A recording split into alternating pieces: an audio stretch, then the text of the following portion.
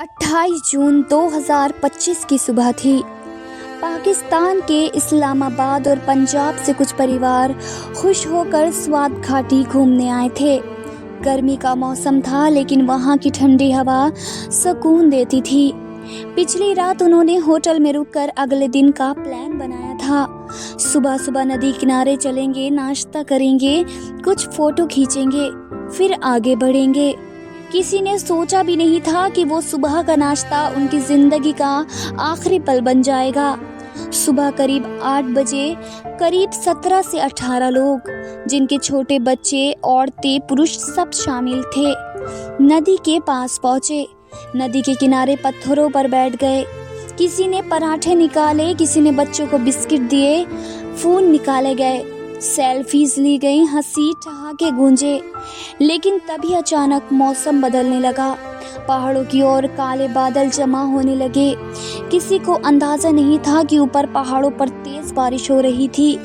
फिर बस कुछ ही मिनटों में एक जोरदार बहाव आया। नदी जो अब तक शांत बह रही थी, अचानक उफन पड़ी। पहाड़ों से आई फ्लैश फ्लड ने कुछ ही सेकंड में सब बदल दिया।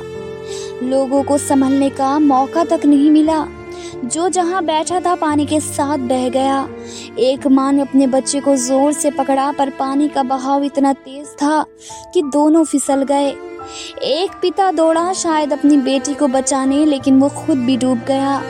कई लोगों ने चट्टानों को पकड़ने की कोशिश की, कुछ बच गए लेकिन ज्यादातर बह गए। थोड़ी देर बाद रेस्क्यू टीम को खबर मिली। रेस्क्यू 1122 और आर्मी के हेलीकॉप्टर आए।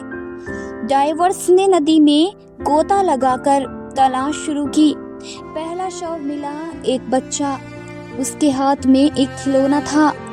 फिर एक एक करके 9 और फिर 10 और फिर 12 शव मिले। कुछ लोग लापता रहे, कुछ घायल मिले, कुछ की हालत इतनी बुरी थी कि पहचानना मुश्किल था। वो परिवार जो कल हंस रहा था, आज ताबूतों में लौट रहा था। वो माँ जो अपने बच्चों की तस्वीरें ले रही थी, अब बस तस्वीरों को देख रही थी आंसुओं के साथ। वो पिता जो कह रहा था चलो नदी बहुत सुंदर है, अब खुद उस नदी में कहीं खो गया।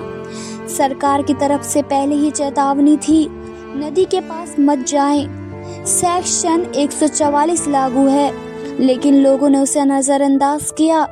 अब सरकार जांच कर रही है, हेलीकॉप्टर फोर्स सब लगे हैं, पर जो खो गया वो तो कभी वापस नहीं आएगा। आज भी स्वात नदी बह रही है, उसी रास्ते से, उसी शांति से। लेकिन उस दिन की चीखें, उन 17-18 लोगों की आखिरी सांसें, वो अब भी उस पानी के नीचे कहीं गूंजती होंगी। ये सिर्फ एक हादसा नहीं था, ये एक साथ उजड़ गए कई घरों की सच्ची बेहद दर्दनाक कहानी है।